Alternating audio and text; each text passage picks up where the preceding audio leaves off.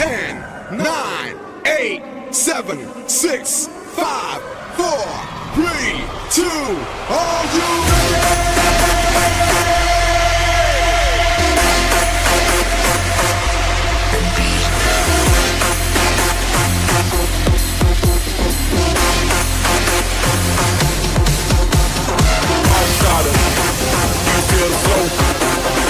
Party starter, are you ready to go? I'm the party starter, party starter, party starter, party starter, I'm the party starter. Everybody let's go. Halo, assalamualaikum warahmatullahi wabarakatuh. Teman-teman, hari ini masuk ke vlog ngobrol santai. Tentu saja langsung saja kita saya yang datang ke mobilnya Leader Ririn. Berikan aplaus dulu. Oke teman-teman, di konten kali ini kita akan ngobrol perihal tentu dari awal proses sampai sekarang. Mungkin sebelumnya perkenalkan dulu dari Ririn ini asalnya basic awal sebelum Melia apa? Siap. Oke teman-teman, perkenalkan nama saya Ririn. Saya basicnya kuliah sekarang semester 7, jurusan hukum di UIN Malang. Kalau asalnya saya ngerantau, ngerjain Melianya ngerantau. Kalau asal saya dari Magetan. Dulu basic pas ngerjain Melia masih mondok juga kak. Mondok jadi sambil kuliah. Joinnya waktu masih di pondok. Betul, masih mondok, masih kuliah, umur 19 tahun waktu itu. 19 tahun, betul. Mantap. Terus alasan join langsung aja sih sebenarnya, kalau bertele-tele nanti lama juga ya. Betul. Alasan kenapa gitu kok di usia 19 tahun kan ya, saya tahu pun di usia saya 19 tahun pun dulu belum kenal Melia gitu, senengnya kan fun happy aja, foya lah, nggak mikirin apa orang tua itu dapat uang dari mana, nggak mau tahu gitu. Yang kita makan, yang penting gitu. Kita hari ini bisa jajan, bisa apa nongkrong sama temen. Nah, apa alasan sehingga memutuskan untuk join? Jadi kalau pertama alasan Ririn gabung bisnis ini tuh kak, pertama itu niatnya ya cuma pengen duit. Ya tahu sendiri kalau orang pondokan, karena saya dulu sebelum masuk UIN itu tuh saya udah mondok 6 tahun. Waktu itu ketika mondok itu bener-bener Ririn tuh kayak ngerasa duit itu tuh 300.000 tuh udah banyak banget gitu. Nah abis itu ketemu sama temennya Ririn dong, anak pondokan. Itu yang nawarin bisnis ke Ririn. Diajakin di acaranya. Waktu itu ini duit beneran nyata apa tidak gitu. OPP atau HPA? Diajakin di acara di OPP di Malang waktu itu. Diajakin di OPP paling Malang, saya duduknya paling depan dan saya paling semangat waktu itu. Pokoknya semangat banget karena soal cuan duit gitu. Wajar lah, anak pondokan dikasih 300.000 aja udah banyak. Itu jutaan rupiah gitu. Apalagi modalnya sekali seumur hidup, makin semangat. Dan niatnya Rin pertama itu join di Melia itu niatnya cuma satu, buat nambah uang jajan dan bisa bayar UKT sendiri. Kebablasan. Oke, berarti alasannya memang apa? Pingin mandiri, apalagi melihat potensi Melia ya. Betul. Nah, tentu keputusan untuk join ini kan pasti ya, kalau untuk join banyak ada beberapa kalimat sama orang-orang pebisnis itu mengatakan gini, memulai bisnis itu gampang, tapi mengembangkan bisnisnya itu butuh ilmu, sulit lah, banyak tantangan. Kira-kira tantangan awal yang Ririn rasakan apa di tahap awal? Sebenarnya satu sih kak, semua itu balik lagi ke mindset. Ana indadoni abdi bi Allah, selalu bersama prasangka hambanya. Jujur, Ririn dari pertama kali member baru sampai detik ini nggak pernah ngerasain kesulitan. Kerjain Melia tuh nggak pernah ngerasain kesulitan gitu. Karena yang ada di mindsetnya Ririn tuh Melia tuh udah bisnis paling gampang, udah bisnis paling mudah banget gitu. Karena kenapa ya, bayangin sambil kuliah bisa, sambil mondok bisa dimentorin. Bener-bener dari nol basic Ririn tuh sampai bisa sedetik ini seperti ini ya gara-gara Melia mentornya luar biasa. Jadi kalau ngerasa misalkan apakah ada tantangan, ya mungkin cuman penolakan. Cuman kalau Ririn rasain penolakan tuh bukan tantangan, udah hal biasa gitu. Kita nggak join Melia pun kita juga ditolak.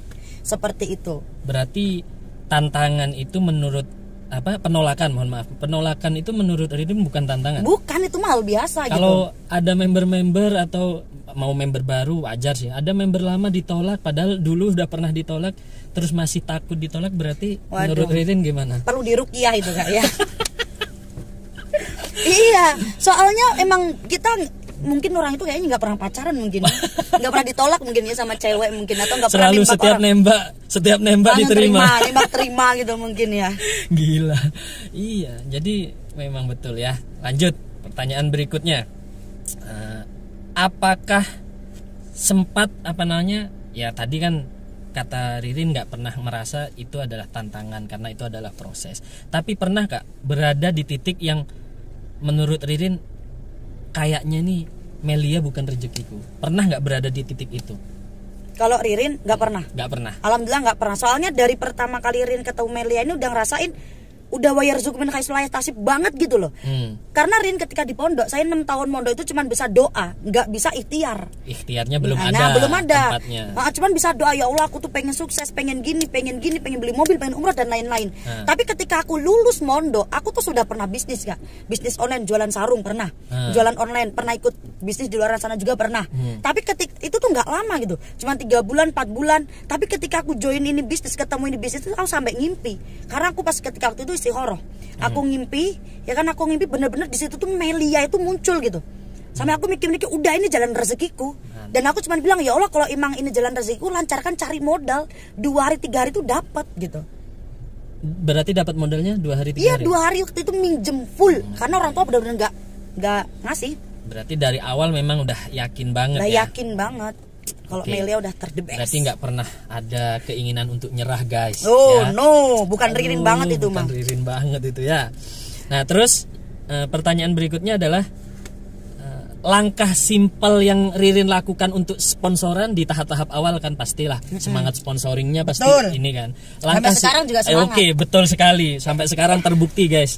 Ya kalau leader Ririn ini sponsoringnya luar biasa, mantap. Penaran bimbingan. Nah langkah simpelnya di tahap awal waktu member baru yang saya tanyakan apa yang Ririn lakukan, belum bisa prospek sendiri toh. Betul.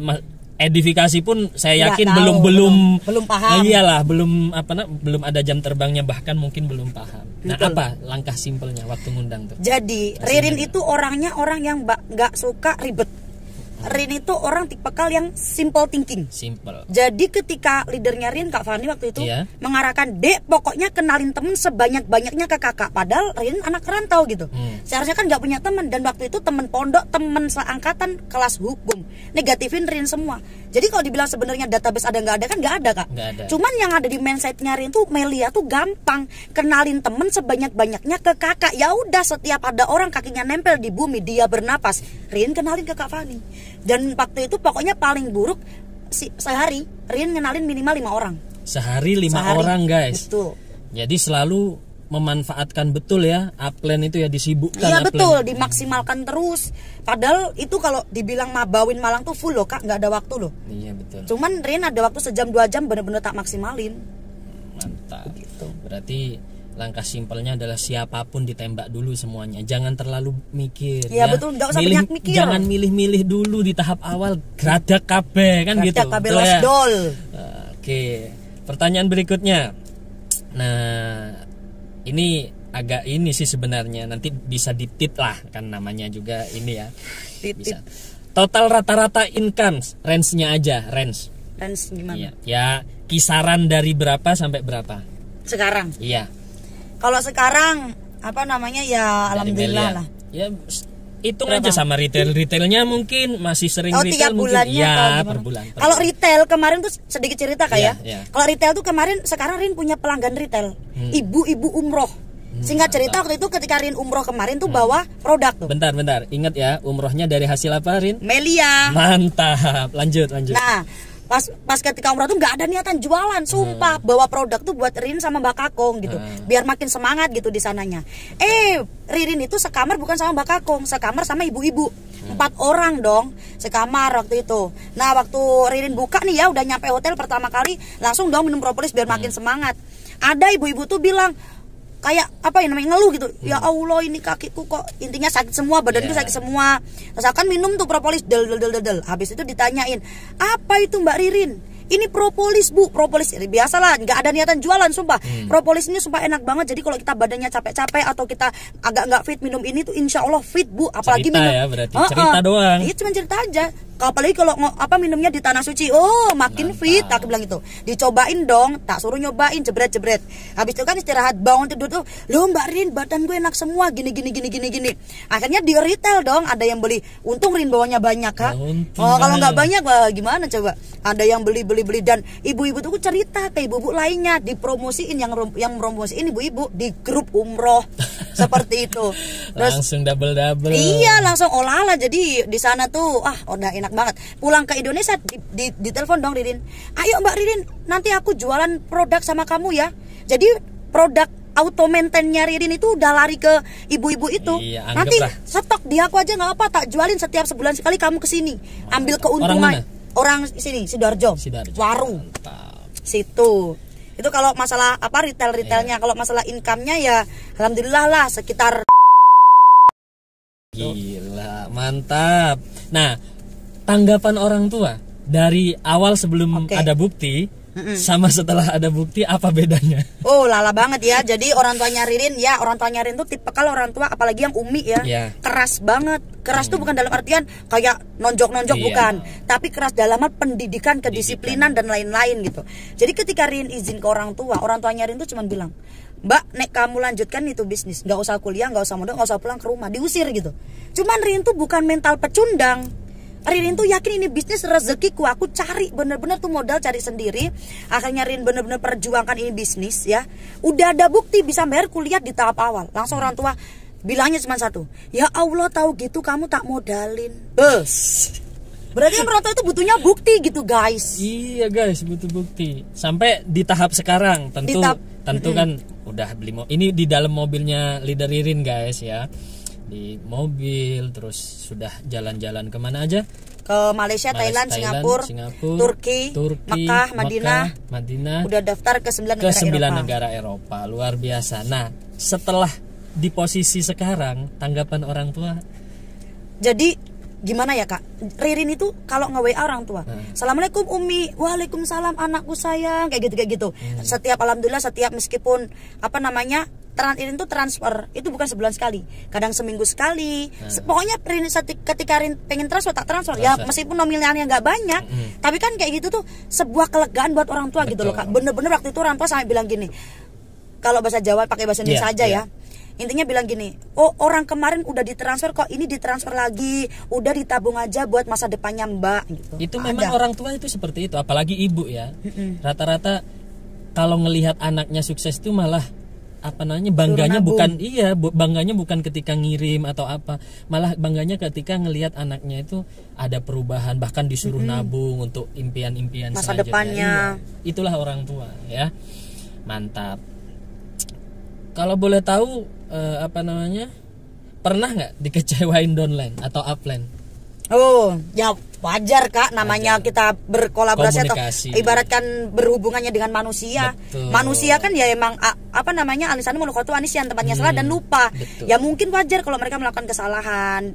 Kita di PHP, kita diapain sama downline atau upline, tapi Ririn nggak pernah mikir apa-apa karena Melia ini bisnis pribadinya Ririn gitu. Berarti tanggapan Ririn kalau misalkan ada upline atau downline yang istilahnya secara tidak langsung yang nggak sadar lah, tapi tanggapan Ririn, responnya kalau ngerasa kecewa itu seperti apa tadi? Kalau Ririn mah bodo amat gitu loh Kak. Ririn tuh orangnya simple thinking. Udah Melia ini bisnisku, aku tuh nggak bergantung kepada siapapun kecuali sama Allah. Jadi kalau aku yang gerak, aku yang nyiptain omset kanan kiri, ya aku yang ditransfer gitu. Meskipun downlineku atau upline-ku gimana, pokoknya balik lagi ke diri sendiri, ke Ririn. Gitu guys, gitu ya. Gitu. Nah, terakhir pesan untuk seluruh member yang menonton video di channel ini. Buat teman-teman yang sekarang nonton video di channelnya Kak Kanzul, udah kuncinya pokoknya satu, kita jalankan Melia. Jalankan Melia, semua bisnis, semua pekerjaan kuncinya adalah istiqomah konsisten. Al istiqomah tuh khairum min alfi karomah. Bahwa istiqomah itu lebih mulia daripada 1000 karomah gitu. Betul. Orang itu, Ririn aja, coba kalau di tahap awal, ya mungkin Ririn tuh bukan sekarang dibayar tiap hari tuh bukan dari member baru ya. Member barunya Ririn sebulan cuma masuk sekali bonus, sebulan 2 kali, sebulan 3 kali. Coba kalau Ririn gak konsisten, gak mungkin setiap hari masuk ke rekening. Cuman karena Ririn konsisten, istiqomah mengerjakan setiap hari, mencintai prosesnya, tidak pernah mikir hasil di tahap awal, Ya itu akhirnya seminggu ibaratkan sebulan 4 kali, seminggu 5 kali, seminggu 4 ibaratkan 6 kali. Habis itu setiap hari ratusan rupiah tiap hari sampai jutaan rupiah tiap hari gitu. Berarti progres bonus itu tergantung progres konsistensi etos kerja kita. Betul. Ya, mantap. Sekian, terima kasih Leader Ririn. Semoga omset setiap Amin, hari ya Allah. jaringannya berkembang Amin, di ya seluruh Allah. Amin. Nusantara. Amin, ya Allah. Dahsyat. Dadah. Dadah.